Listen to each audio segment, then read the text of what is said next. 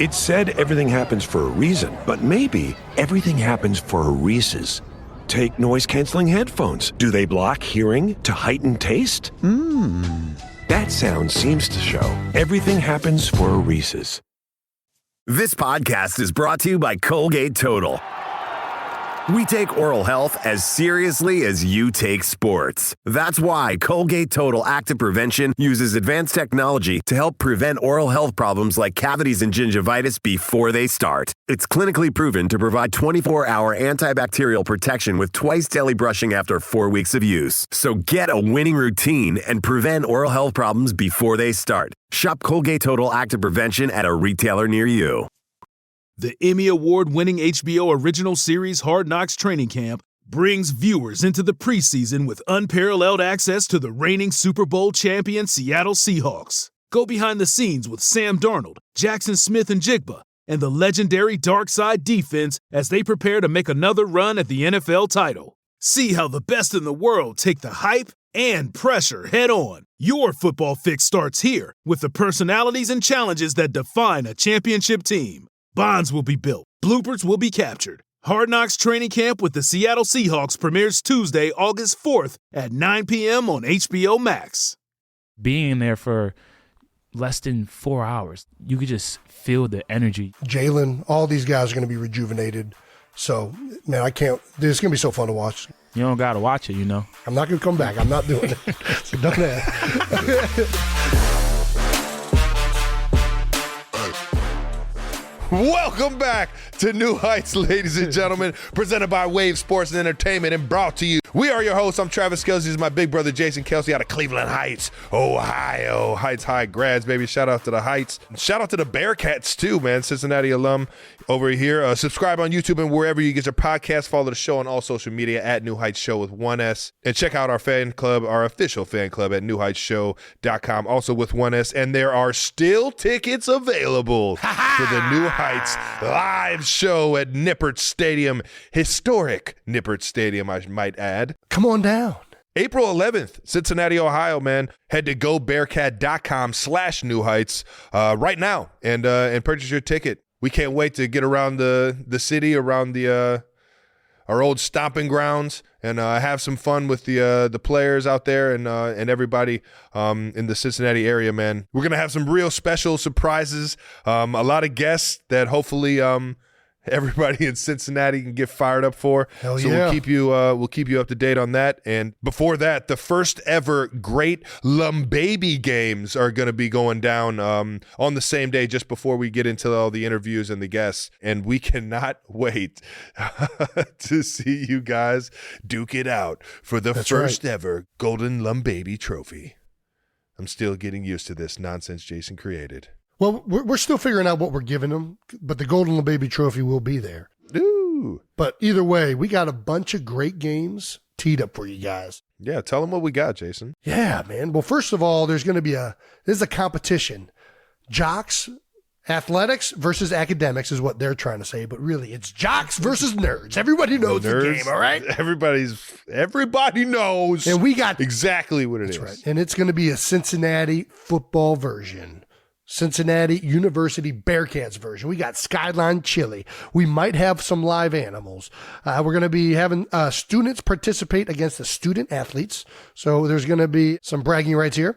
And not right now. Of course, the proceeds are some of the proceeds are going to be going to the Cincy Reigns. That's right, to support the NIL collective at the University of Cincinnati to help with recruiting and making Bearcats football great. Get the boys and girls paid. Money falling from the ceiling. Yeah.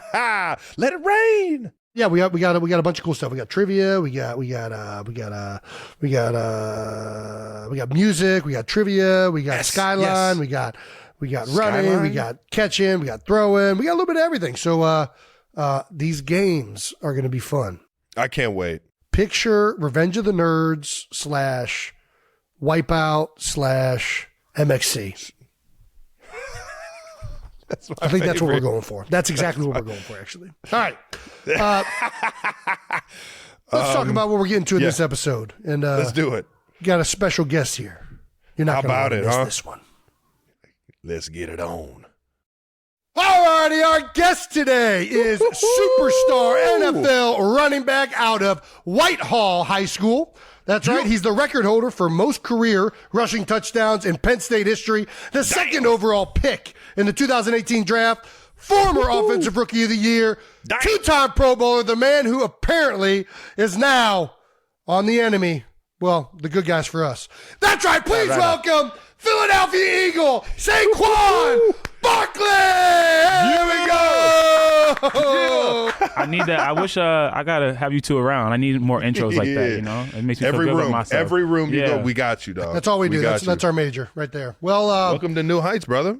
Yeah, welcome to New Heights. Cheers, fellas. man. Yeah, appreciate you taking the time, man. It's been a pretty wild couple weeks for you. Yeah, but all good things, you know. Like that's how I try to look at it.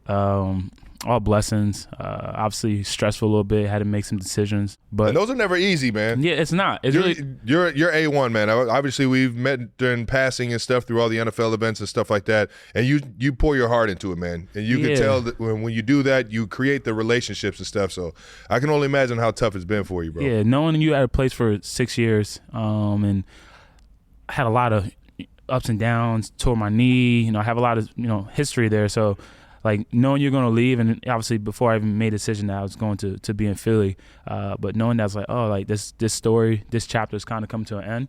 It definitely sucks, but unfortunately, it's a business, and I'm happy. I could be there's some guys like who's trying to find a spot, trying to get in the league, bouncing around, and I had the opportunity to make a decision where I could further on my legacy and put me and my family in a better situation. You did that, man. You did that. There were rumors eventually, or in the beginning, that the Eagles were kind of in it. Were they always kind of like the top choice, or were they the ones kind of trying to make that move happen? Or I'm gonna be honest here, right? This is what the show's for. Really, probably the first team that had like my first interest was Houston. Ooh, Houston. That would have been dangerous too. Was really I got to communicate with CJ and a couple of those boys. Nice. But this is before like all the, when you actually could put offers on the table and talk to teams, and then as it got closer and you start hearing word, and it's like, okay, like, Philly. I probably never imagined myself playing for Philly, 6 years ago. Yeah, sure. But it was like I get to come back to Pennsylvania. My family's from Pennsylvania. My lady, our kids, like grandmas, all that's from Pennsylvania. So we're already close. We even get closer. Nice. And get a chance to compete. I got to admire them for afar. Admire, what he was able to build over there, and get to be able to be in part of that culture. Oh yeah. It was a no-brainer for me. Hell yeah. Yeah. Did you grow up? So you grew up in PA, but you were Western PA, right? Not Eastern. You were Eastern? Oh, wow. Yeah. Eastern. Okay. I'm probably 50 minutes from, maybe it depends what time you leave, like 50 minutes an hour. So did you grow up a Birds fan? No. No? I did not. My dad, I was born in New York. I was born in the Bronx.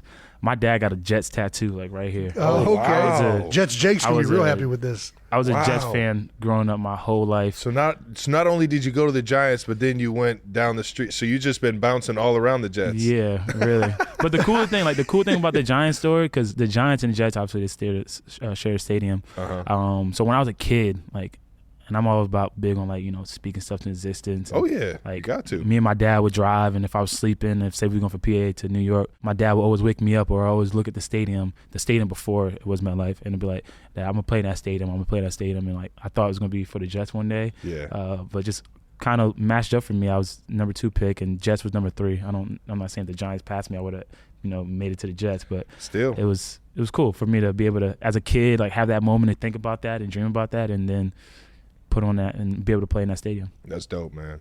That's dope. And I mean, like you said, you're still playing in that stadium. Yeah, right. Yeah. I'm pretty curious though. How did you get Howie Roseman to throw that much money at a running back? 3 years, $37 million? Listen, I will say this. Damn. I will say this. A lot of people got to know that I had a couple good offers. I love to hear that, man. It was something I needed, like for your confidence, for your swagger, like. You hit the open market and everyone's talking and in the rumbles and you're gonna get this and you're gonna get that. This is what a running back market is, and it's like I was viewed as a weapon. I was viewed as somebody that can come to the team and, I'm not just a bruiser back. Like, they envision me how they use an Alvin, how they use a Christian, and not just saying Philly, like the teams, all the teams I was able to offer. So when I had, my offers in place, I was like, all right, what best fit me? Where can I go and have the best opportunity to win, in my opinion? And when you put all the pieces together, it made no sense to be Philly. I love it, man. Well, we're damn sure excited to have you in Philly. 3 years, $37.75 million. Howie Roseman sure did shell out for Saquon Barkley. Doop, doop, doop, doop. Yeah, man, and I think you hit it off right away. Your daughter became the star of the show. Jada asked if you're going to win now that you're on the Eagles. Yeah. That see, I like put a tweet out about that. First of all, it's funny. That ain't right. You have grown men and women on social media arguing with a 5-year-old. Let's just put that out there. But like, it's funny how the media turns stories. Like, I told that story. If anything, first, my teammates know that, or my former teammates, like DJ, Slay. Like, at the time, like, I told my teammates that story because it was more embarrassing for me, and they took it like I'm trying to throw a shot at the Giants. Like, I'm telling you a story that my daughter, we was getting our ass beat by the Eagles so bad and so much in my career that they're like, my daughter's seen the pain and it calls me coming home. They're like, my daughter's like, oh, are we actually going to win now?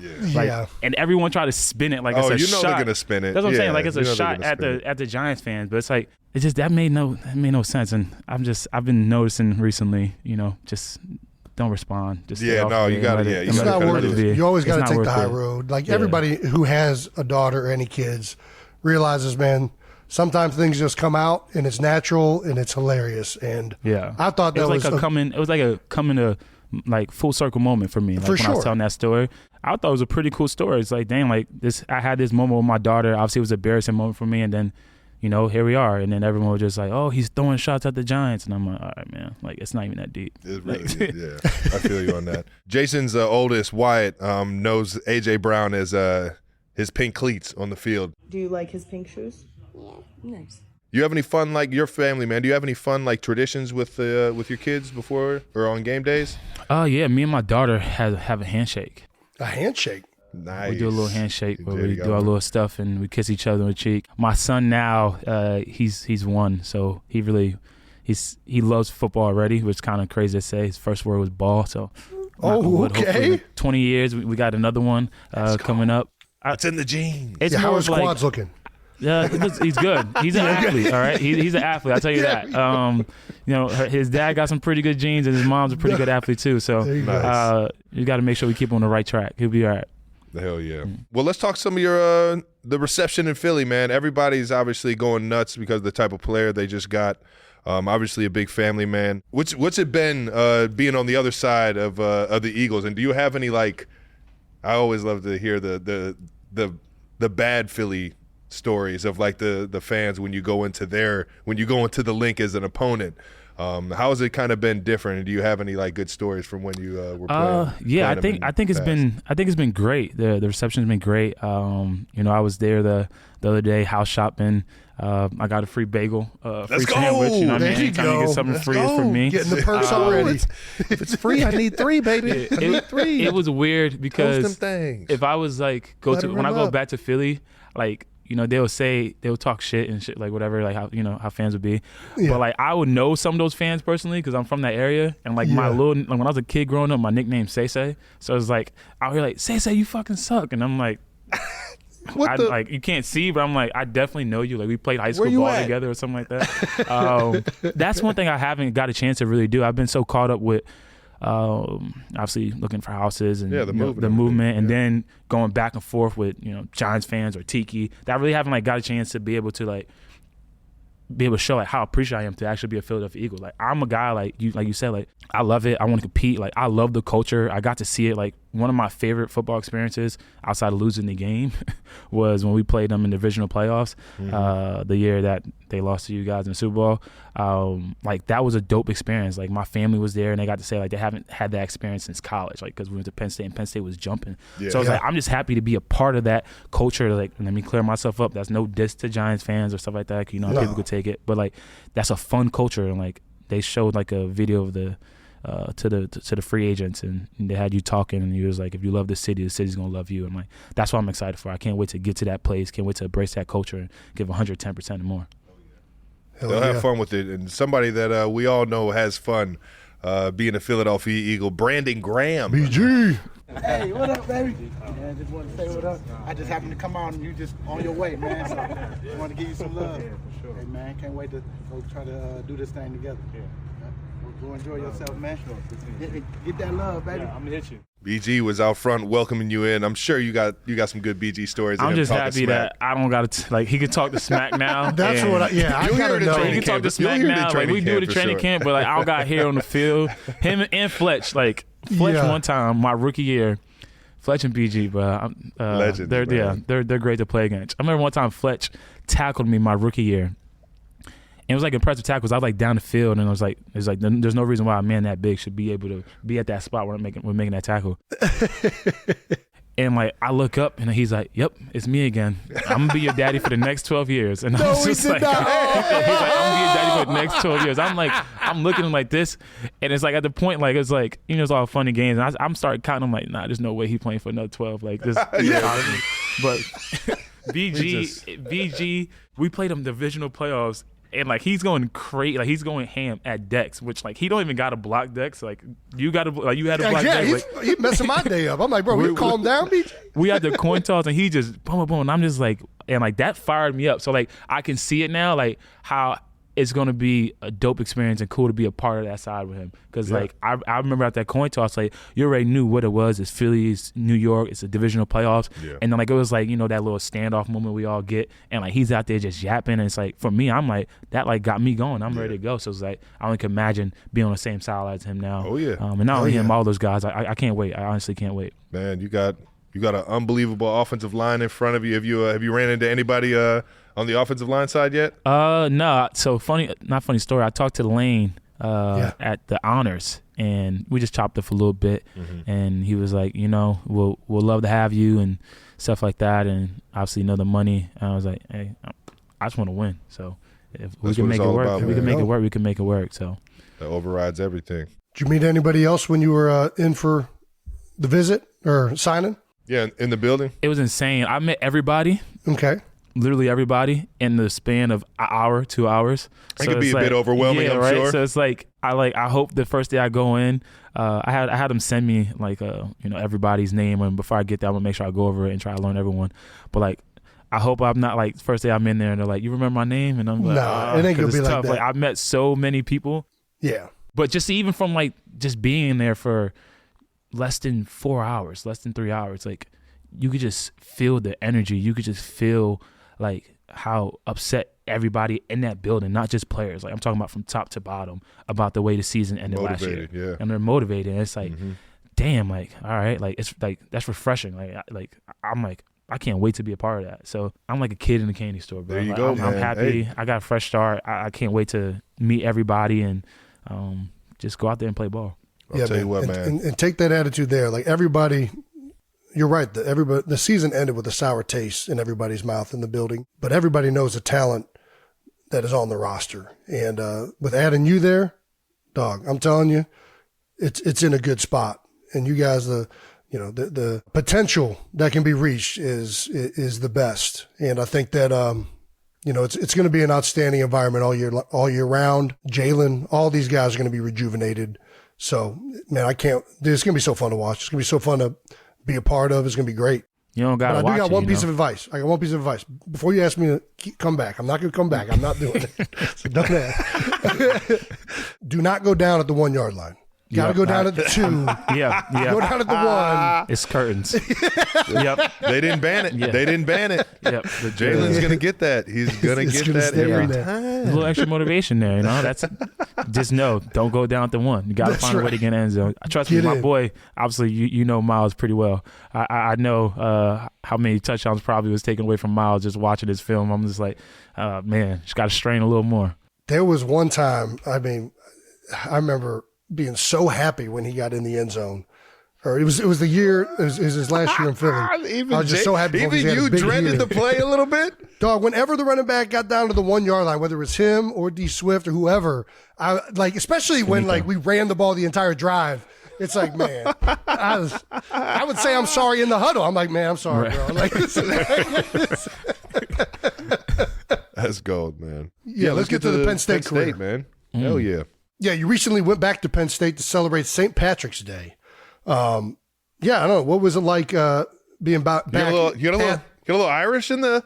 No, I'm trying to think. You don't got to be Irish to celebrate St. Patrick's Day. I think the weekend I went for pro day. I think that might have been St. Patrick, and I got to go out. Like I didn't get to go out in the bars and stuff at Penn State because I was never 21. And like I got to go. I was out and I played. I was like a DJ for a night. I had fun. I was like, okay, nice. It was like I tried something new. It was different, but I don't got no Irish in me. I probably do. Like I think everybody got everything now. Like if you do that, especially Irish, it trickles in everywhere somehow. Yeah, right. Yeah. Do you give any the young guys at Penn State any advice? Yeah. You get to speak to the team. I got the chance to talk to the team. I will say this. I'm gonna choose my words wisely here. College football is a lot different than when we were in college football. Man. Yeah. It's a lot different. And just the mindset of the kids, not just saying at Penn State, like anytime you talk to these college kids, it's a whole different process than what it was. So that was like kind of my thing when I talked to them. I was like, I know what college football is right now, but it's like I felt like when I was there, especially my junior year, like we really shit the bed. Like at one point we were number 2 in the nation. We had a really good, we were up at Ohio State. Ohio State came back and beat us. Then we had another opportunity the next week because Ohio State lost to Iowa.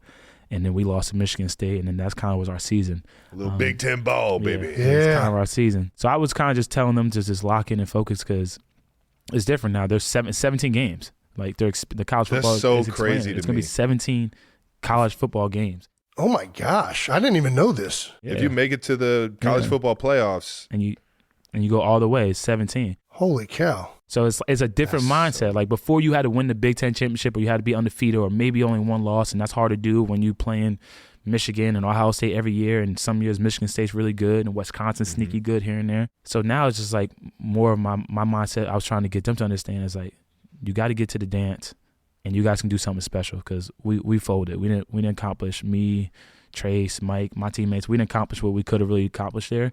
And as a vet or a alumni coming back is like it would bring so much pride not only to myself but all of us if we could support you guys and you guys go out there and do it the right way and get the job done. Yeah, hell yeah, that's awesome, man. I commend you for going back and talking to him. We're getting fired up to shoot back to the Natty ourselves for alumni weekend. It'll be awesome. Was it always Penn State being a East PA guy? No, I was Rutgers first. What? Yeah, it was Rutgers first. Rutgers? Yeah, the whole New Jersey connection, or I should say New York, the East Coast connection. I've been there my whole life pretty much, right? And they were probably just getting into the Big Ten? Yep, they just was getting the Big Ten. Rutgers offered me my sophomore year off of my JV film. Holy cow. Yeah, JV. Got to get them early. Like, we got a chance. I wasn't like a chance. I wasn't big recruit. I wasn't like big recruit. I got my stars later on, but at the time, like I was 16, 15, 155 pounds. I can't imagine you. What were you doing on JV? Time out. Why were you on JV? I was on JV. One of my best friends who like works with me, he was the starting running back. And that's how our school was. A lot of you don't really play a young guy. And to be honest, I wasn't that good. I wasn't really that good at that. Like I was kind of a late bloomer. I don't believe it. Okay. After my sophomore year, like that's when I was like, I started getting that mentality and like I started getting into the weight room and start grinding and pushing myself. But Rutgers offered me straight off of like potential that I never even seen in myself. Wow. And Coach Wilson, Norris Wilson, who was a running back coach at the time under Flood. Obviously, I ended up decommitting and I went to Penn State. My first start ended up being against Rutgers. That's how it works. Yeah, and I went stupid. And I remember Coach Flood was like got fired or something, and Coach Wilson was the interim head coach, and went up to him and I was wanting to make sure because like he's the one who gave me my how it works in college. Like you get a scholarship and then that's when other teams start. You get that one offer. Buying. Yeah, you start buying in. And pulled me aside and was like just looked in my eyes and.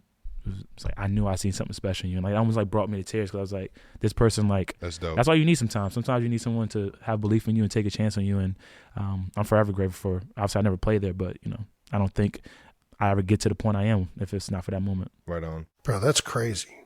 When that new NCAA game comes out, man, just do a creative player. Right. Just be like, this is what it would have looked like. So you guys got to play NCAA. With, Oh, yeah. Oh, yeah.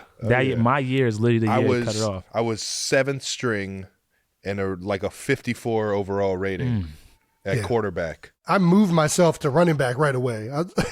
My coming out game was against Rutgers, too. Yeah. Rutgers, they're good for that. Yeah, good.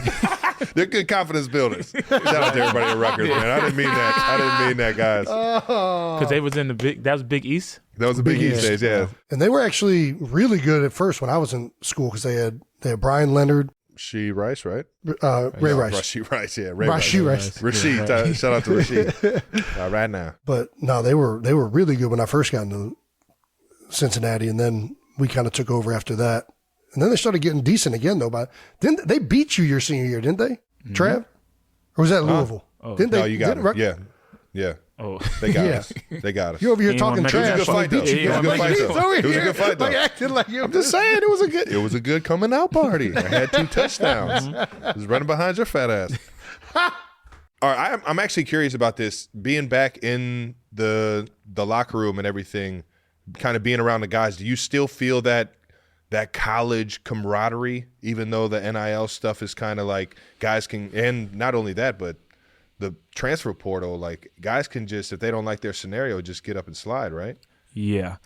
I wasn't really able to be in the locker room. Like when I was in the locker room, like they was right out there.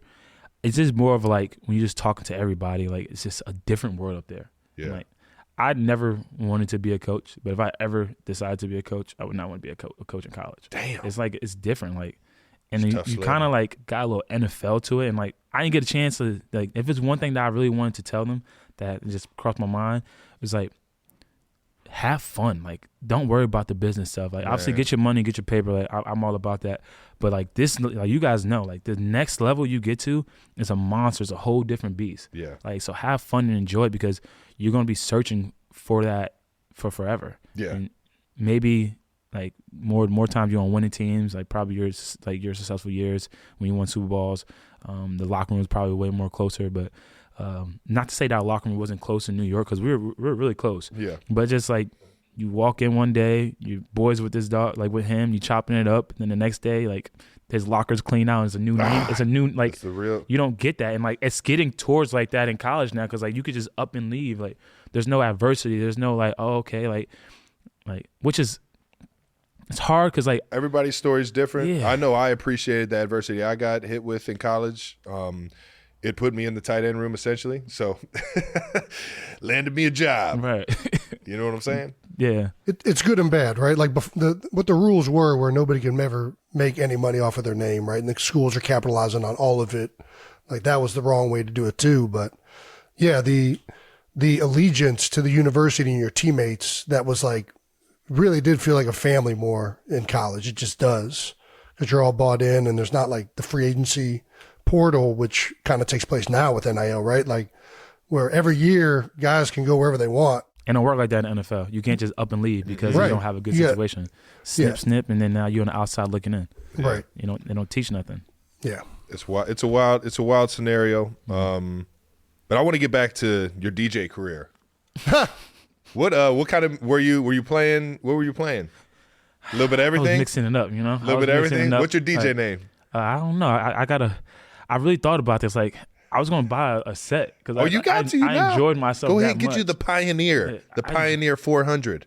200. I don't even know what that a number it real is. thing? It's something like that. Pioneer this is a turntable? Yeah. Yeah. It's like the. Yeah, I'm not even sure if it's the right one. I don't know. Just kind of throwing we out got there, some Pioneer. DJs we got you some guys DJs just got a listening, free they'll tell ad us. right there, Pioneer. I don't even Right. know what you guys do, but you do something electronically. You guys just got a free pub. It's something about being a DJ though, like controlling the crowd. For sure. Like, I had no idea what I was doing, and honestly, the DJ next to me was kind of just telling me what to do, and I was coaching just a you show up. pony. Yeah, I was just a show pony. He's coachable. But I remember like the one time like we were playing Dreams of Nightmare, and like there's a button or it's like a slider where like it's like the song's still going, but it's like, you know, it's for the crowd, they could sing. Yeah. And like I timed it at the right time. Like I push it up and like Everybody's started singing. screaming it? And I'm just sitting there like my little brother there, he's just like, I'm like, oh my God. Absolutely Like, electric. it was crazy. And I left that moment. I was like, damn, like I might actually like try this for real. Like just I know That's dope. Shaq does that, Oh, right? yeah, Shaq's a DJ. Yep. DJ Diesel. Yeah. But I just don't know. He's Dub House though. Yeah, that's not my really that's not into my it. thing. Like that's not my thing. I'm more like rap, and then I'll throw a little country in there. Oh, okay. But I ain't doing Hey, all right like now. All right. like that's not my vibe. Great song though. I don't know who sang that song with me, so I'm not throwing shots, but that's not my thing. You give me enough tequila, I'll be out there on that dance floor. All right now. Well, that's too much fun, man. Obviously, you hold all types of records at Penn State, man. I mean, the list goes on. Most career rushing touchdowns, most career yards, most receiving yards by a running back. Like we said, the list goes on. Do you think any of them will get broken? Records are meant to be broken, right? No. So No. That's what they say. I mean, now that there's 17 games. there's 17 games. Oh. I didn't get the one that matters the most to me. Which one's that? The rushing yards. Evan Royster got it. He played 4 years though.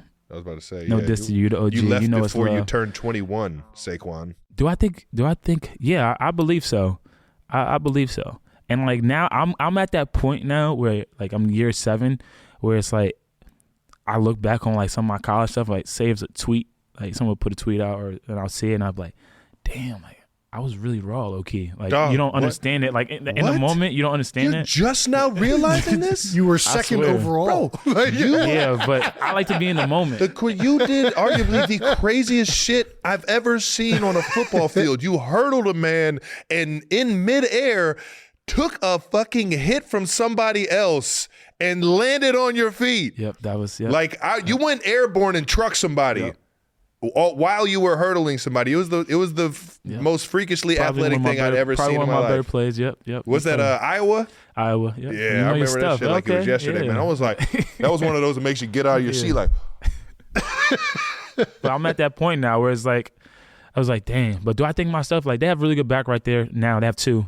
Singleton and Fat Man, or Allen. That's his nickname. I don't know why I just said that. Fat Man. Yeah, that's what they call Sorry, him. we don't fat shame. But yeah, I feel like I love that though. I love like because I know what Royster and all those backs there like meant to me. Like I would look up their numbers and look up the stats and be like, all right, like that's what I gotta go get. I'm gonna go get it. And like I think it's cool like to be in a position now where younger backs who come to Penn State where I'm the pick, I'm the pinnacle. I'm the one you got to go get, and I'm not like one like you're not OGs be hating now. Like I'm not like one. No, hold on, no, I'm not doing that. Yeah, we don't. We ain't No, I'm not saying doing that. I'm nothing. just saying like in general. Like I feel like not just only football and all sports, but like I want you come Penn State like Back do in what you my got to do. day. Yeah, right? Yeah, that ain't it.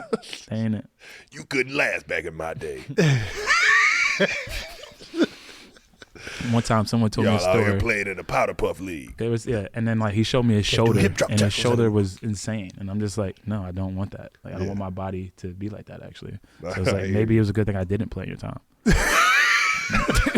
Like, it's not like a thing to brag about. Like he was like, he's like, I did this to my shoulder and I played through it. It was like you probably shot it up with stuff that we can't shoot it up now. No doubt. yeah. And now this is looking this way and that way. And I was like, I like my shoulder being They like probably weren't even telling them. They were like, hey, we Yeah. got this stuff that might help might you out. help you. We got a cream. It'll make it feel like. We have a topple. We got a topple. It'll just go right over the skin. You won't even know it's in there. Dude, there was something that guys used to take. I think it was like Have everybody DMSO. walking around with new hips and new knees. They said it used to make everybody's breath smell like raw eggs or something like that. You ever heard that? Like Dog. it smell like sulfur. I know exactly what you're talking about. It's It's I've a never horse used thing. it. It's the horse. Yeah, thing. it's the horse thing. Hold on, wait. They wrap it around the knees. Yeah, Yeah. That's too funny. No, I've never done it. Obviously, they outlawed the fuck out of that shit.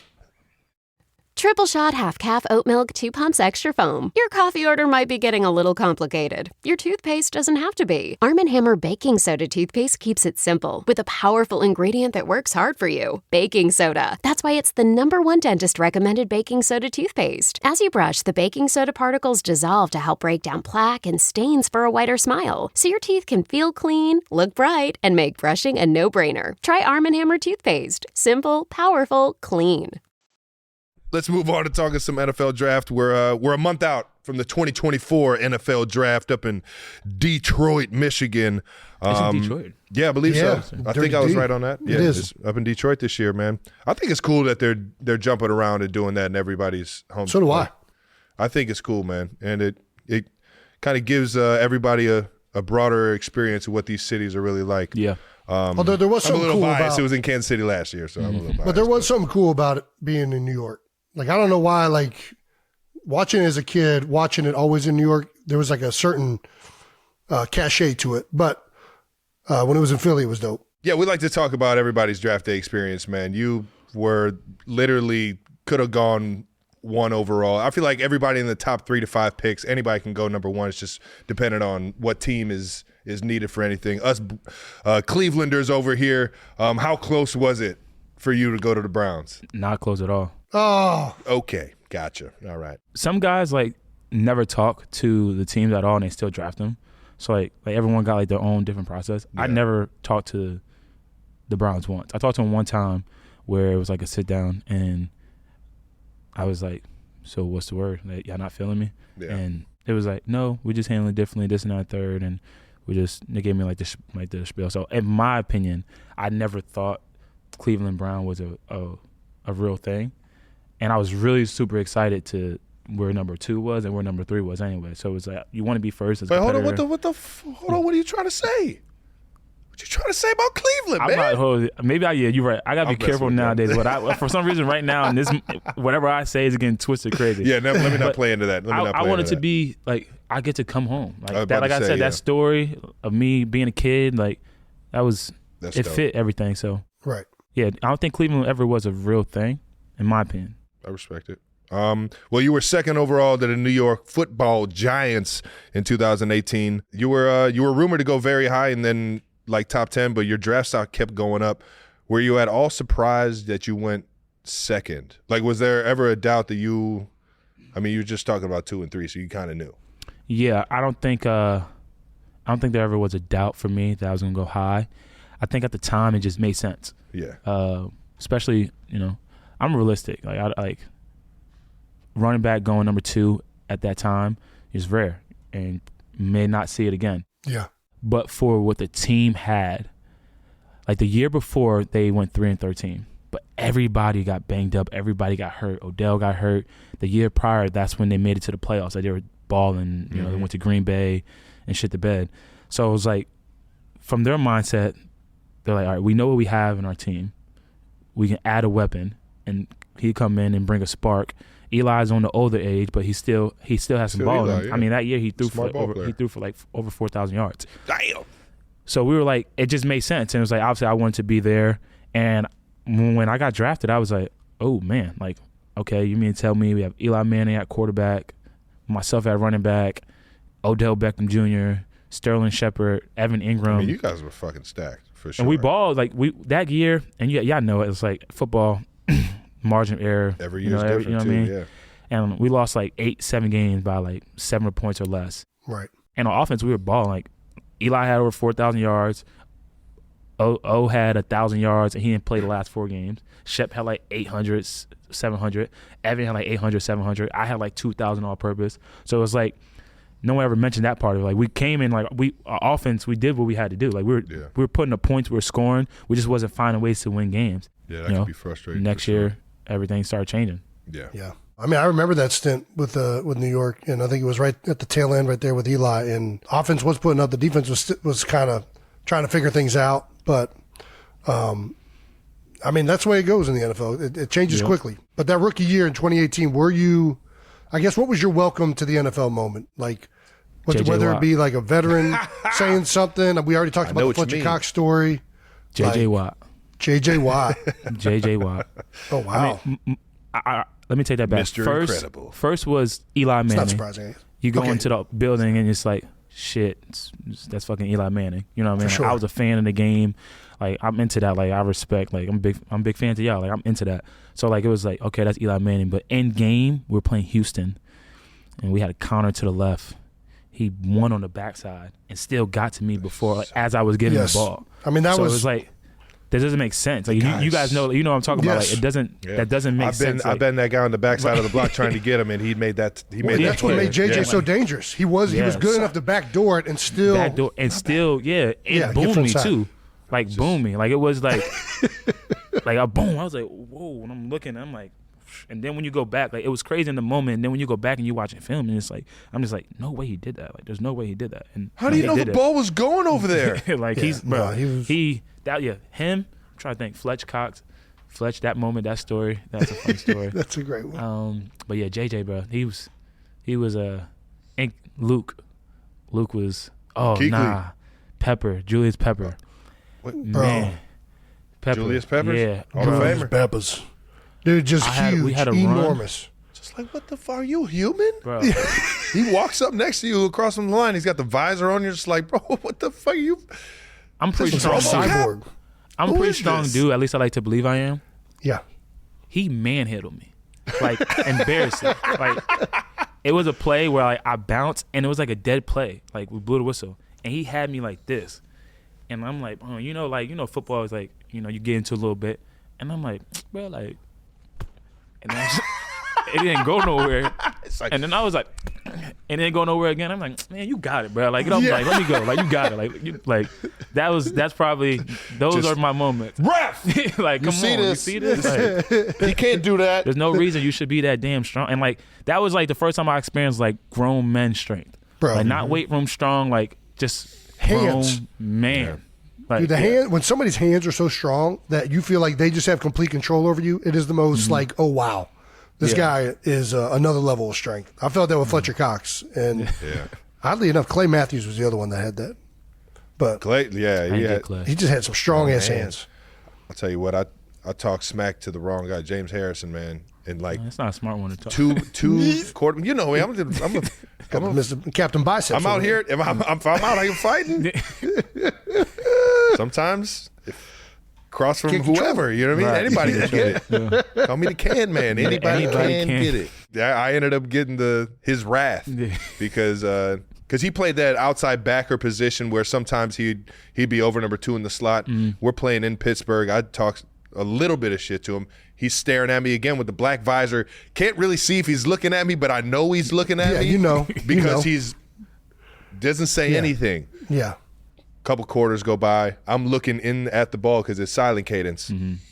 Timed it up perfect. Wow! Just absolutely smoked me off the line of scrimmage. Fucked up the whole play. I'm going to Alex like, I don't know what you want me to do there. I'm looking in at the ball. Yeah, He's looking at my blind side. Obviously, never talk shit to him again. Right. So. Yep. Smart. Were there any things they made you do as a rookie in New York? Any rookie hazing or? Nah. We had to sing. You go up there, you sing. You go up there, you say your contract, where you were drafted. Eli was a little prankster. He got me one time. Got to watch out for those Mannings. Yeah. Right? He had like this thing where like he like threw grass in my mouth. Like how he got like he's sitting there, he's like, man, like my tooth been like hurting me a little bit. And I'm like out of nowhere too. Like we in practice and I'm like, damn, like probably you got a lot of money. You probably should go check that out. And he's like, nah, like you see it? I was like, he's like, no, like look, I'm gonna show you what it is. And I'm like, bam, and just threw grass in my mouth. And I was like, what a great prank. And it's like at that moment you just start laughing and stuff. And I'm just like, that's probably like my only thing. And like I stole this from him. He'll like I'll do it to the rookies. I'll get the rookies where like he'll put the water bottle and then he'll twist it and it's not really on, but you think it's on. You know what I mean? And then the rookies drink it. And he never got me, but I saw him get some. You got to get him after a long drive drill too. Yeah. Act like you're going over to help him. I'm like, hey man, way to run, way to run. Boom. You need some water? Right. You look thirsty. Dang, so you never had any Popeyes on the plane or anything like that? Y'all funny for real though. Like, y'all actually funny. Like y'all gotta funny have fun with it, man. I'm Chick-fil-A. I'm more Chick-fil-A. Okay, there you go. You went, nice. You got the Chick-fil-A? Yeah, nice. Oh no. I was just talking. Yeah, did you have to go and get it? Yes. Bro, Jason has a story where he had to go and get Popeyes and was actually late to the plane or just bailed on the Popeyes so he wasn't late to the plane. Jonathan Stewart was my vet. So that's why like I don't all the rookies, I don't make them get candy. I don't make them do nothing. He was Carolina for a while, right? Yeah, Carolina. Yeah. And he ended his career with the Giants. Mm-hmm. And it's like, I guess you kind of a reflection of your vet, because like he didn't have me do anything. I think I paid for one lunch, and that was like we had like a joint practice or whatever in Detroit, and that's the only thing that I can remember. So it's like, for me, it's like when I have my rookies and stuff, that now that I'm the vet, like I really don't make them really do too much. Only thing I'll probably make them do is like after practice, probably take my helmet or take my shoulder pads. That's really it. Nice. That's the only thing I had to do. I don't do anything for the tight ends either, because I benefit from the offensive line. The offensive line, you guys fucking put your guys through the ringer. Yeah, dude. I think that's everywhere, right? Every offensive sure. line room. Listen, if there's one thing O-linemen aren't messing around your with, stripes. if there's one thing O-line ain't messing around with, it's food. You got to get that food to the plane. Yeah. This is sweet, man. You rushed for 106 yards and scored a 68-yard touchdown your first ever NFL game. What did that feel like when you got in that zone after that tutty, man? Yeah. Amazing. It was kind of like a, full circle moment, because you think you can do it, like what you did in college. Was it in MetLife too? Yeah, it was in MetLife. Ooh. So I really didn't like. I would have cried. I didn't have a great game, the whole game, I guess you could say. I don't think I would play bad, but like that's when Jacksonville was like that. The defense, dogs. yeah, Campbell, Jalen on the Smith, like all of them. Like that was the year they just lost to Tampa England, Bay in the playoffs. Yeah. Right? Yeah. New England. Tampa's NFC. Oh my gosh, I'm thinking New England. Tom New Brady. England I'm over here playoffs. going straight to Tampa Bay. I'm screwing that up. Yep. So my first game, I'm going against these monsters.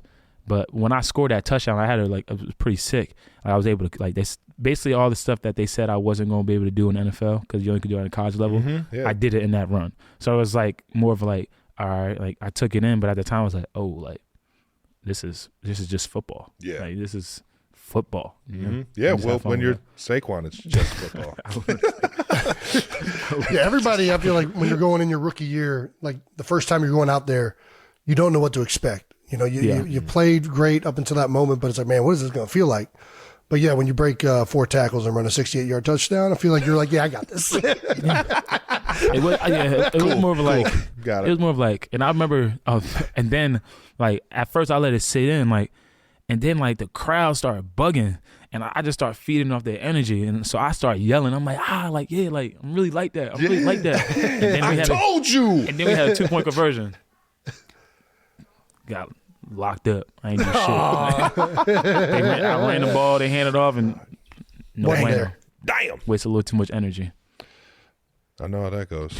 The Giants have played the Eagles 13 times over the past 6 years. You were on the team over there in New York. You don't gotta go to the record. No. We don't. We don't. do The Eagles have Yeah, we know. Yep. Hey, that's in the past. That's in the past. Just want to know your favorite moment of the rivalry. That's all. We don't want to talk about the record. My favorite moment, I would say, it was a playoffs game.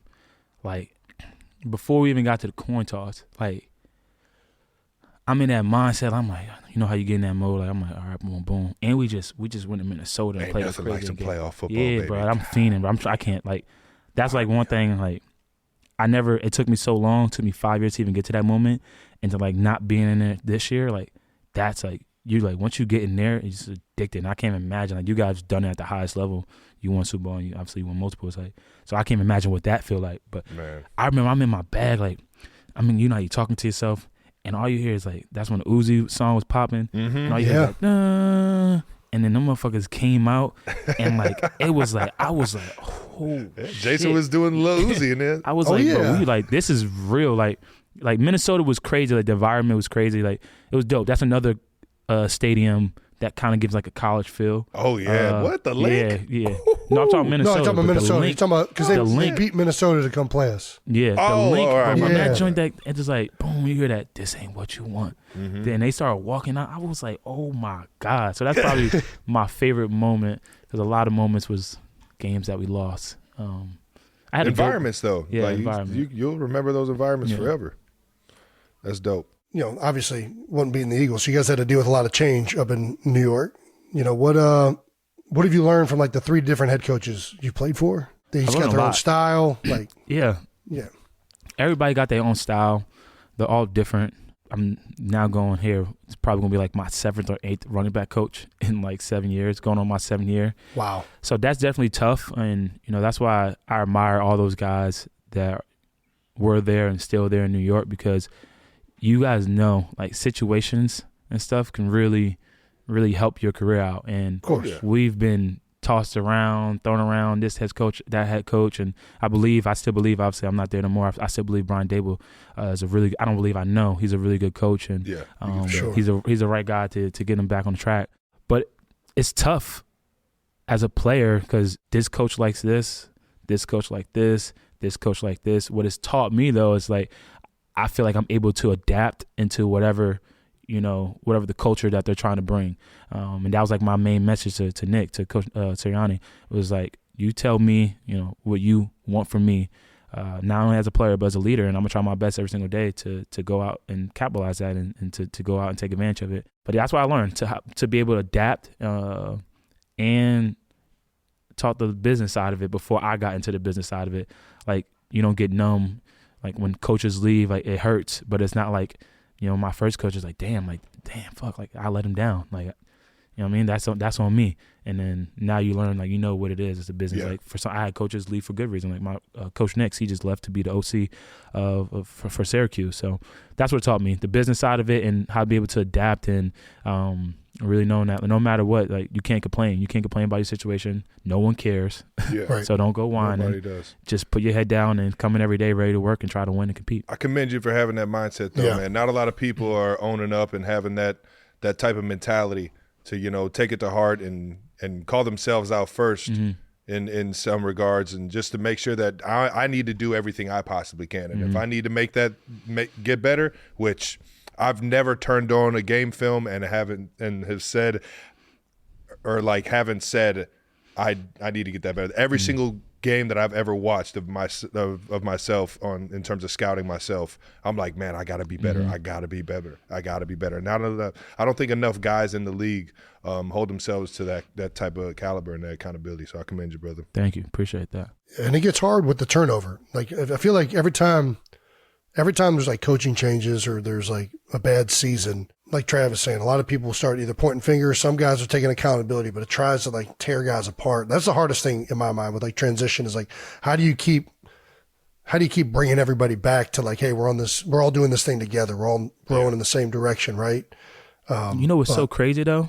What's like, that? That's why in New York, I never understood why we didn't have more success than we should have. Because like, I'm a firm believer in like what you put in and what you get out. I'm with you on that. Even all of like the turnovers and like this is for like obviously the guys that's been there and the guys that are still there right now. Like, when I tell you buying in, and like if you know the history, like Shermer, Judge, Daves, all three different totally people, three different totally people. Like those guys that are still there right now, and when I was part with them, like no matter what, bought in, and worked.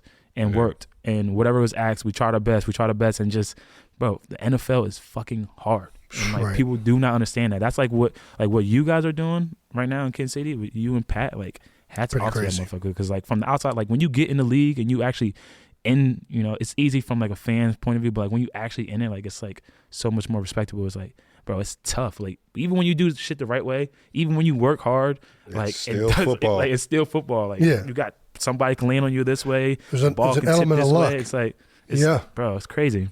I'm with you, man. How about my guy Mike Kafka over there? Yeah, Kafkes. He actually played with Jason, and then came to KC. Yeah. And you already know he was one of my favorite offensive minds. Yeah. So you've been with a lot of former Eagles guys. Yeah. Like Pat was with me. I forgot Shermer was over there. Sherm was with us with Chip, and he went Philly, then Minnesota. Right? And then to John. Then came to New York. I love Kafka. I like Kafka because it's like this season, I feel like you learn more about people when shit's not going right. There's no question. When shit's easy, it's like it's easy to show up. And by any means, like the Giants offense, and when I was with them, obviously I'm gonna say when I was with them, like, we were awful this year. Like for a lot of reasons, you know what I mean? And like I said, it's easy to point the finger and say this, but Calf every single day was the same person. He's gonna show up, baby. Every single day. Man. every single day. I'm with you on that. Jason, you want to get into the running back market? For sure. We've heard for a while now, there's a narrative out there that the running back position has been devalued. You just became the highest paid running back in Eagles history by notoriously a GM that does not like to pay running backs. So congratulations. All right now. Yeah. Do you think it's starting to shift, or do you think it's? I mean, I guess I'll lead this a little bit. You already said this a second ago. I feel like it hasn't been devalued for guys that can do a lot. You know what I mean? Like, you're a weapon. You're not just a standard running back. You can be that, but you can do everything else. Is that fair to say? That's where it feels like those guys are still premier players, like McCaffrey, yourself. Yep. Yeah. Check it. Yep. Yeah. I agree with everything that you're saying, 100%. And yes, for the guys that are able to do multiple things and view it as a weapon, I don't think the market, because I'm not going to get into numbers and what teams offer me and stuff like that. Obviously, I'm happy with the decision I made. Yeah.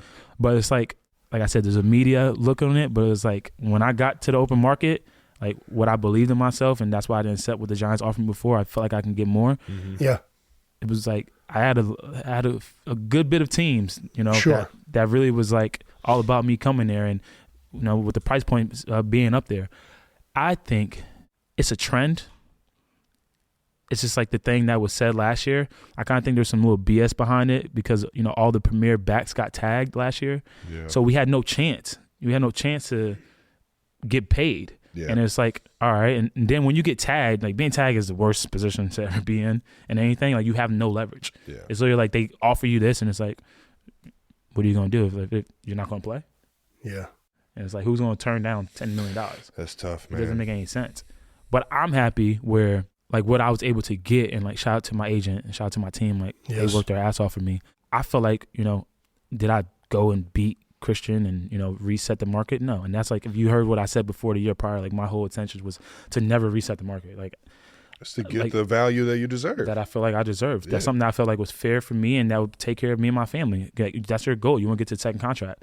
But I feel like where I got, it's like, all right, now Bijan, Jameer, Najee, like, y'all boys, like, go beat me. Yeah. Right. Like, no. I mean, I'm a competitor. Like, I'm trying to go out this year, especially with the situation I'm in now. I'm trying to be the best running back. Like, like, no question about it. But, like, let's push each other. Let's all drive it. Like, it's easy to say, like, what they're doing to the running backs is not fair.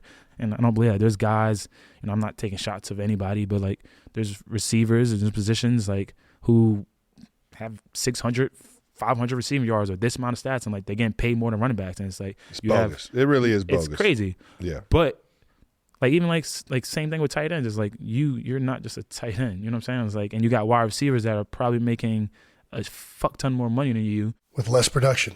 And and it's not fair. But now it's like, what I got, like, all right, like I said, Bijan, Najee, Jameer, all those guys, go do your part. Go do what y'all got to do. And then we're going to keep trending upward. I'm not saying we're going to get in the 20s and the 30s.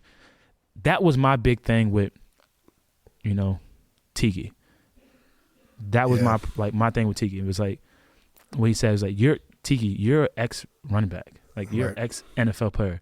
Like, I get fans being upset about me going to Philly. Like, obviously they don't get the business side of it. Like, they're trying to really make it seem like it was me. I picked the Giants over Philly, which like out of spite almost. Like, it's like, come on. I didn't have, like, first of all, the Giants didn't even offer me. Like, they didn't, like, it wasn't my option. I had 4 teams, but, like, the Giants weren't my option. Yeah, that's wild. But Tiki, like, you used that moment to, like, it wasn't even what he said, because he was like, chung the cheek or whatever he said. Yeah, he was trying to be funny. It was a week. It was a week leading up to that, before, when it first came out that the Eagles and I had interest, and he's like, you're going to be dead to this fan base. You're going to do this. You're going to do that. It's like, I love seeing NFL guys. I love seeing OGs. I love seeing you guys. Like, you have a platform, and, like, this is a place where, ball. You can talk. You can educate fans. It's like, maybe use that time to show. Maybe this is why Saquon is going to Philly. Like, or maybe this is why he's going to use it.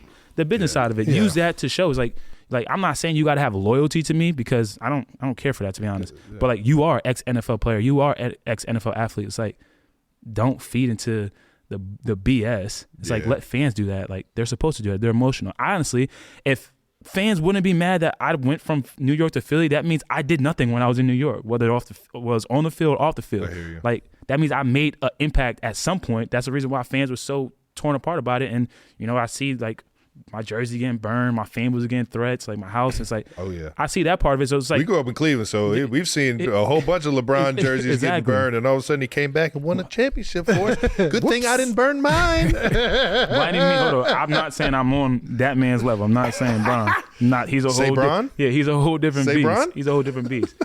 Yeah. What I was basically trying to get to, I guess, was like the running back market, what they're doing, how they're valuing. It's like, it's easy to say it's not fair, but it's on us. It's on us to change the narrative. It's on us to go out there and go ball, stay healthy, go ball. And, it wasn't like a big drop off, like where Christian and Alvin, those guys getting, like, it could have been a big drop off. It could have been 8, 10, but it's 12 and it's 13 or whatever. Mm-hmm. It's like now, like, okay, like, all right, like Bijan, all them young boys, y'all do what y'all got to do. Keep moving the needle, keep man. moving the needle. Yeah, is this fair to say, too? Because I feel like there's more opportunities now for the running back potentially than ever. I mean, I know more teams are going pass heavy unless they're a Shanahan-style offense, but like defenses continually go to these shell middle field open defenses, and I feel like the running back is like your best friend, whether you're running it or throwing it when people are in the two shell, right? They drop back and nothing's there, drop it off, and they want to stay in that, and you have a really good running back and, a good scheme,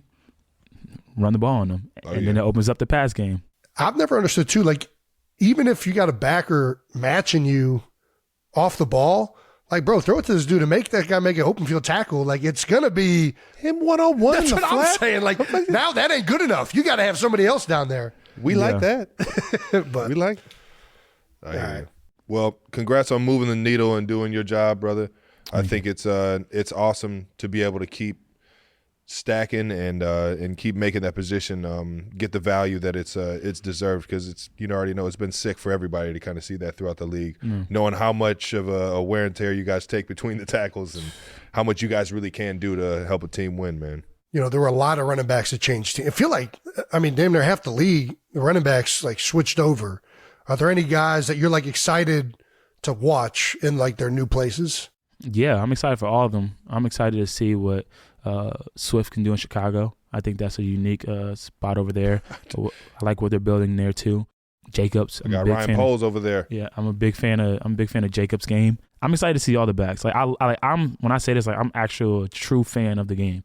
Yeah, I like watching those guys. Like I generally like watching like Christian, like studying him, or studying Derek, studying those guys, seeing what they're able to bring to the table. And it's like got that you educating yourself, got the erudite mentality. Mm-hmm, yeah. I see you. So it's like I want all those guys to go out there and ball, because like that pushes me, that motivates me. It's like at the end of the day, like I said it before during Super Bowl, it's like Christian McCaffrey, in my opinion, is the best running back in the NFL. That pains me to say because I'm a competitor, and like this is the era I'm playing in, and I'm playing at the same time as him. So it's like I don't want him to be number one. So it's like respect, watch, learn from him. I could pick up some pieces, and that should drive and motivate me to try to, get to Philly and be like, all right, let's really see who's the best. It's all up here, baby.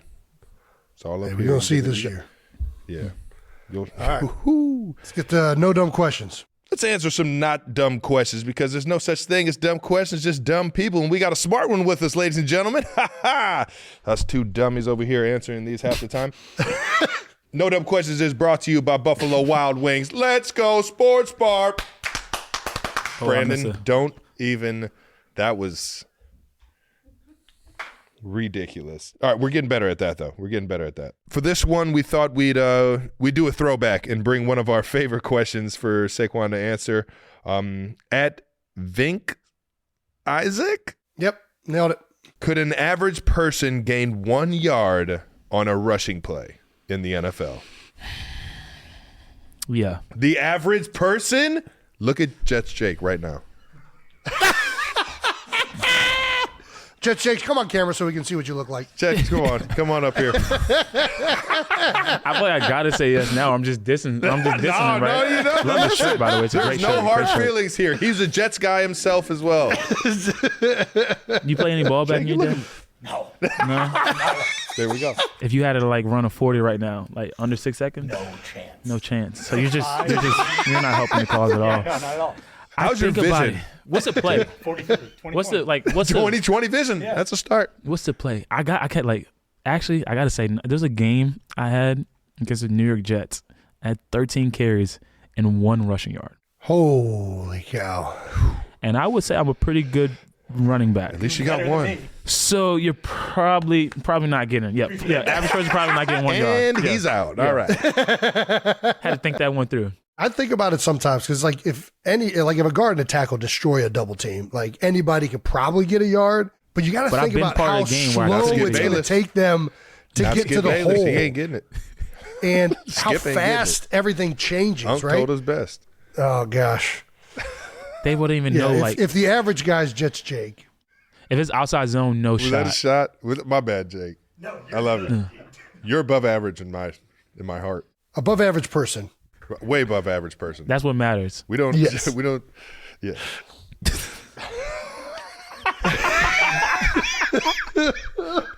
Oh my gosh. Classic. No dumb question. Just my dumb ass. That was no dumb questions. Brought to you by Buffalo Wild Wings. Let's go sports bar. Nice. There you go. I picked it. Close that out. Now we're on to our second question segment, which is we got to ask, but you don't have to answer. Yeah, you don't. We do emphasize you don't have to answer. Okay. We got to ask, you don't have to answer is brought to us by our friends over at Accelerator Active Energy Drink. It's been giving us the energy to do the show for a couple years now. All right. Yeah, go out and find some Accelerator Active Energy. How you like that? It's good. It's really good, actually. Oh, he's got a cherry limeade over here. Yeah. Cherry limeade's not bad. They got to get that. Not bad? Actually, cherry limeade's the best one. That's what that is. It looks like it's. What? No, he's got the cherry limeade. Oh, okay, gotcha. Okay. You got the grenadine. Yeah. I got the Shirley Temple over here. All right, you can find Accelerator Active Energy at Hy-Vee, Quick Trip, Giant Eagle, and Amazon. It's expanding to these distributors now. Hey, oh yeah. All righty. Question everybody wants to know. Who can squat more, you or Jalen Hurts? Ooh. That's not even close. You think it's not even close? It's not even close. Jalen? Jalen's got you? No. What? No. I'm like I might don't do need to that no squat more. off. I don't do that no more. But like when I was like really in that mindset of squatting and like squat off, I'll put myself up there with a lot of people. I'm watching this clip of Saquon squatting 585 right now. Was that in college? Nah, that was No, last this year. is the pros. Damn. Yeah. And it's not like even remotely difficult. Like, I don't max out anymore. Like stuff like that. Like that's like when those days are one of those days where it's like you're like, oh, let's just push the fucking needle a little bit. Like let's put something on you and try it. Yeah. Just put a car on our back. Jalen's strong. He probably the strongest quarterback in the NFL. Ever. And he could squat ever. Right? Tebow squats 600 pounds. What was Tebow squatting? Tebow was pretty big dude. He had to be. He's a quarterback? Well, you know, Jalen power lifted when he was in high Tebow's a school. quarterback. I'm a quarterback. Wow.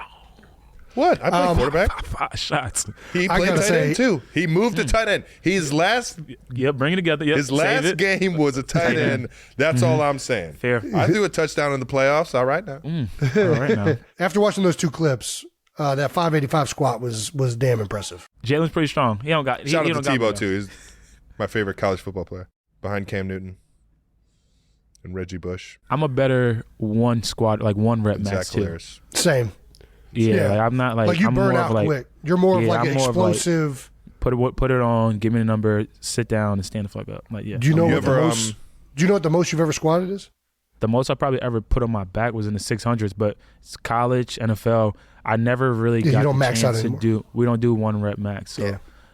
only Ran ever out of one rep bar. max. You can't the weights don't even fit on the bar at that point. You got the bands holding it on at that point. Yeah, right. Yeah. It just That's when you looks feel like bad. a U. Just looks like a U when you pull it off of the Yeah. rack.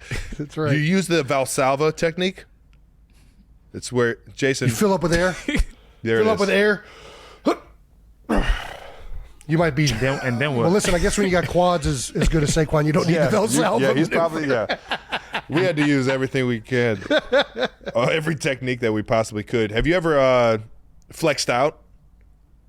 What does that mean? Like you and then And like get you get lightheaded? and then all of a sudden you get real lightheaded and then just hit the And fall? yeah. No, It's a thing on TikTok. Yeah. People have it all the time. I haven't. I've got lightheaded It's one before. of my favorite segments. I don't think I've reel ever everybody just passed out. flexing out. I had like the you know how we had like this thing called Art Fest, and like it was a time where everybody would go out and party, and like around the same time we'll do our max out week. So I had like those are the weeks where it'd be more of like it gave you power. You gotta you really maxed out. Probably. I think about it. Like in college, like you were able to do some cool stuff. It was different. You ain't lying. Who is in your running back Mount Rushmore? You can put yourself. I got shamed. I get shamed for doing it. But like you are. But you can't put yourself in there. Shame. Yeah. I'll be real. Yeah, you're definitely for sure up there in your top 4. Me, not yet. I haven't done anything in my opinion. Hopefully going to Philadelphia Eagles. Might change that up. Yeah, change that up. Save my legacy. I can see it right now. But Mount Rushmore. All right, I gotta go Barry. Barry's the best player of all time with the ball in his hand. Yeah. The best running back of all time. I'm talking about pass blocking, inside the tackles, outside the tackles, catching. Walter Payton. Okay. Sweetness. And this one gets tricky. Because there's one that's like you have to put up there. And my man just shaking his head because he probably know how I'm going to say you have to. And like I know people like argue like, well, he played back in that time and you got to go Jim Brown. Yeah. Jimothy. You got to go Jim Brown. I mean, you're talking to 2 Browns fans, so. Yeah. And then. He was God.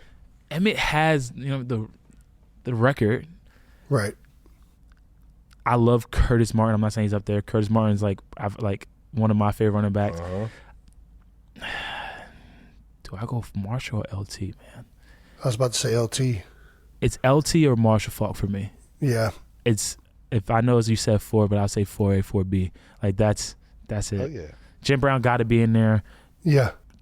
Obviously, I know he did it at a time, but like I was like I have a book and like I said, my son loves football, and like it's like the NFL Top 100 book, and like I was just going through it and showing pictures. He's always like, Dad, football. And, like we're looking, and like they just had like Jim Brown stats on it, and I was like he led the league in rushing. Like he only played like 8 years, and he led it. I'm pretty sure every single year, and he was like a 3-time MVP. Yeah, like I don't care. That's not easy to do. And his stats, he can act. Yeah, he can. Yeah, that's and right. He can act. He's Hollywood lacrosse Brown player too, right? He was. That's right. Lacrosse of Syracuse.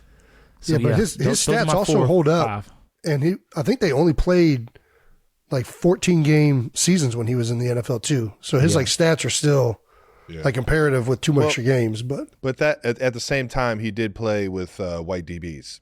Yeah, I mean, there's a new one coming, which is coming back around. There's a new one coming. It's coming full circle. Listen, just saying, it might hold up. Then it might keep holding up. I believe it when I see it. All right.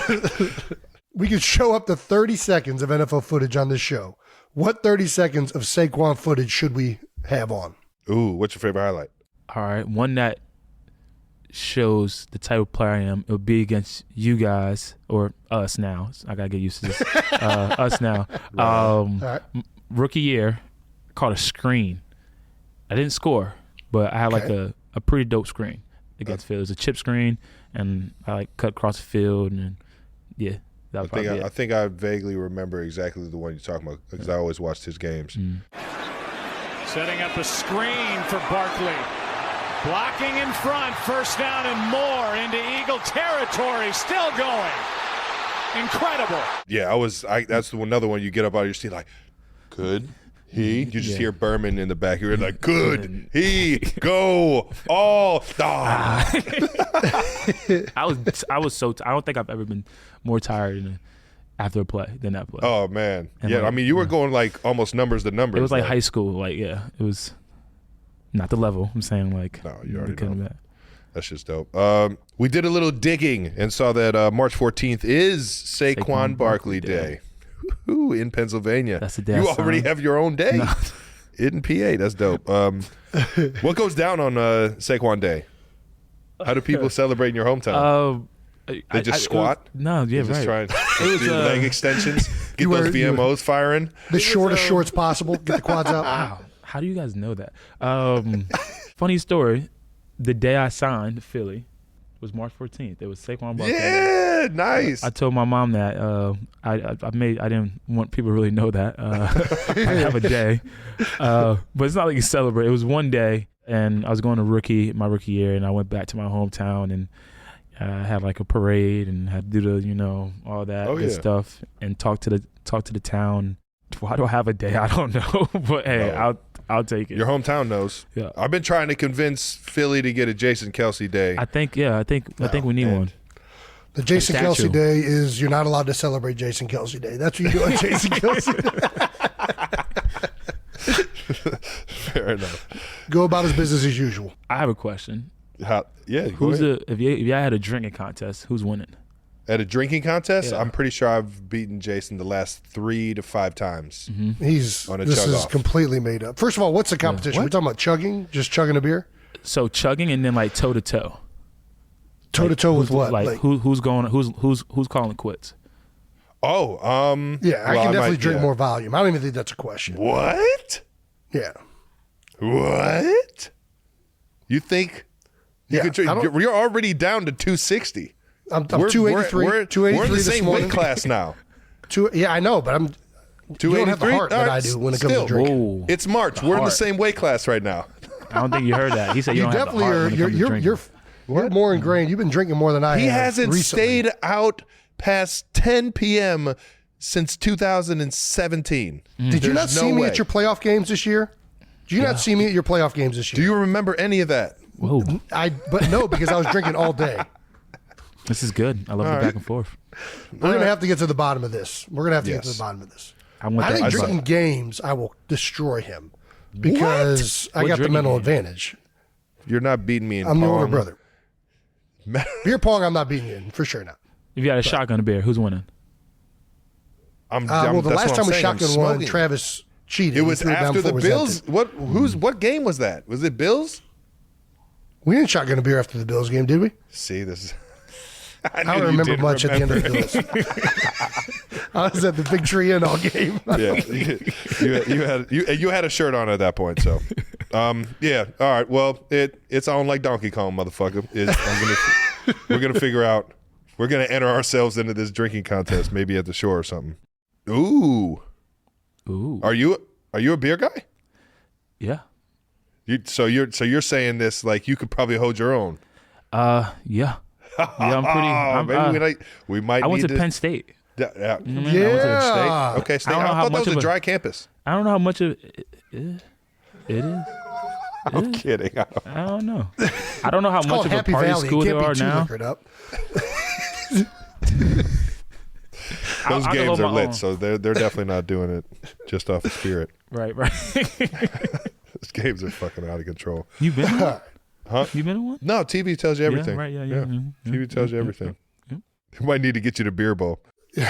Your dad is a diehard Jets fan and has even worn Jets jerseys to games where you guys played against them. If the Eagles played the Jets in the Super Bowl, who would your dad root for? The Jets. It's tough. It's tough sledding he would right root there. for you to have a good game, right? He'd be like, okay, I want Saquon to have a good game. He's a Jets fan because he's from New York, but the year he was born was 69. And Dude, there's no way your dad's like, get him! Tackle him! God damn it! He doesn't even wear my jersey. I'm serious. He doesn't wear my jersey. I got him a Joe Namath Jets jersey.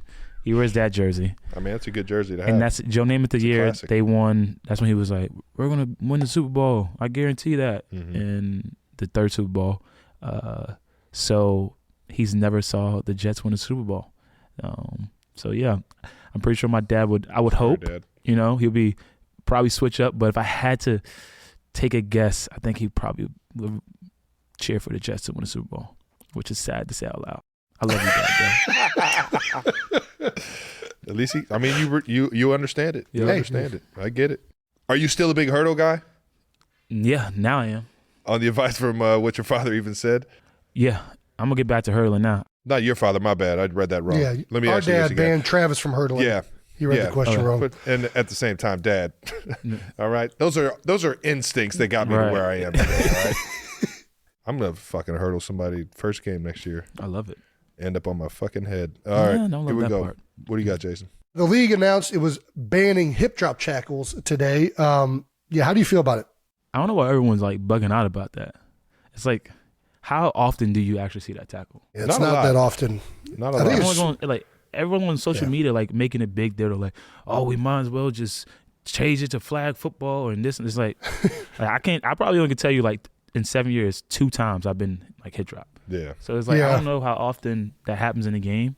I could be wrong. I don't know the stats behind it. There's a reason why they banned it, I guess. But it's one of those things. I feel like every time during this year, there's a new rule. Everyone just go crazy over it, freaks out. We play the first preseason game. They're going to look and find for it. They're going to throw the flag just to show that they're doing it, and then you're going to get in the season, and it's not going to be a thing. I hear you.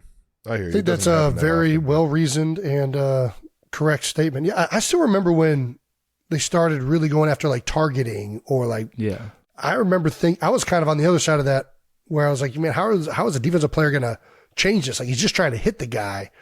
But to the NFL's credit, like defensive players have for the most part stopped doing it. Like it still happens occasionally, but somehow they have been able to make that adjustment. And I'm with you on this. I think the hip drop feels weird because it's like, I don't think guys are trying to do that tackle when it happens. Yeah. But I think now, once people get penalized and fined for it, I do think guys are going to go out of their way to not do it, which should, in theory, reduce the amount of injuries when it does happen, even though it's like you have your guys. Like you have your guys like everyone knows like how this person tackles or how that person tackles, and they're probably going to have to change it up a little bit. But I really don't like. They're like, how you're supposed to tackle Derek or tackle this guy. And it's like, I'm pretty sure you've been in the league way longer than me. You've been in the league way longer than me. Like, really think about how many hip drop tackles like you've seen. I got the eject button. As soon as I start to feel somebody right there, I'm like throwing my feet out. Yeah, right. I'm just like, no, get these feet up off the grass, man. Fuck that. Like, I don't even want to think about getting tackled like that. The only thing that I think is going to what you just said, Saquon, like they call it, they're going to make a point of emphasis on it. So are they going to call like guys when they're like rolling and it's really not a hip drop tackle, but they're going out of their way to like throw the flag? I think you're going to see a little bit of that early on, and it's going to piss people off. But in the grand scheme of things, I don't see this being a huge deal. Week 3, week 4. Back in my day, you couldn't play back in my day. Okay? You couldn't play. You wouldn't make it. DMSO, you know what that is? Your breath will smell like straight egg salad all game. We appreciate you joining us, bro. Man, even cooler in person. Wish you all the best in Philly, man. You deserve all the money in the world. You've been doing it the right way. Keep doing it the right way, man. And thanks for blessing the 92%ers and me and Jason, dog. We appreciate you. Thank you, guys. Appreciate you guys. Honored. Man, I can't wait to watch you ball out this year. I'm excited, bro. I'm excited. It's going to be fun. It's gonna be fun. What a guy, man. That shit was fun as hell. I'll tell you what. You guys are actually funny as hell. We trying to have fun with it, man. He was awesome, man. Dude, he's great. I'm going to be practicing my drinking skills now just to make sure I whoop your ass. I don't even have to practice. Travis. It's just what I do. I was the MVP at Cincinnati drinking games. I still think I got it. You're saying I don't got it anymore. I'm saying I peaked in college. If you're not riding a bike, if you're not out there on skates, you don't know how to skate the same. I think I proved in the postseason that I still got what it takes. Listen, Mahomes, Pat even said I was the MVP of the post Super Bowl party. God damn it, Pat. Fucking feeding this man this nonsense. All right, that wraps up another episode of New Heights, everybody. Yeah. Thank you, of course, to Saquon Barkley for joining the show. Make sure you subscribe to the New Heights channel on YouTube so you know when the new episodes are coming out. Listen and subscribe wherever you get your podcasts. And also, make sure to purchase your tickets for our upcoming live show at the University of Cincinnati on April 11th if you want to and are in the area. They are still available. Head to gobearcats.com/New Heights right now to secure your seats. You're not going to want to miss this 92%ers. It's going to be crazy. It's fucking nuts, and I can't wait. Back in the nip once again. What's the first thing you're doing? Adriatico's Pizza. Adriatico's? Bearcat? Yes. Yep. Dude, maybe not a Bearcat. I'm gonna need a few. I've seen you eat a full Bearcat all by yourself, which was an impressive feat. I was bigger than you right now. You were enormous. I was every bit at 285. Might have been the most impressive physical feat I've ever seen you do. I got back down to 250 and won a Super Bowl the next year. All right, now. Once again, New Heights is presented by Wave Sports and Entertainment and brought to you. Follow the show on all social media at New Heights Show with 1S for fun clips throughout the week. Thanks to our production and crew. And thank you to the 92%ers. And thank you, Saquon. Thank you.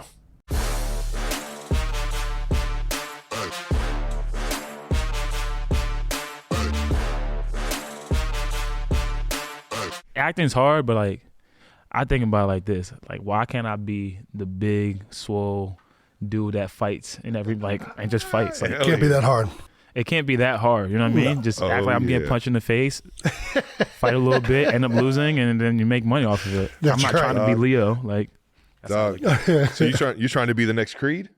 Why not? Let's go. Put me in Creed. Let's make a story. I'm coming to Philly. You're going to the right Why not, city. right? Hey, That's too seriously, good. you just throw it out there. So, stuff happens when it goes out on New Heights. Just go over to the Speak it Just into go- existence.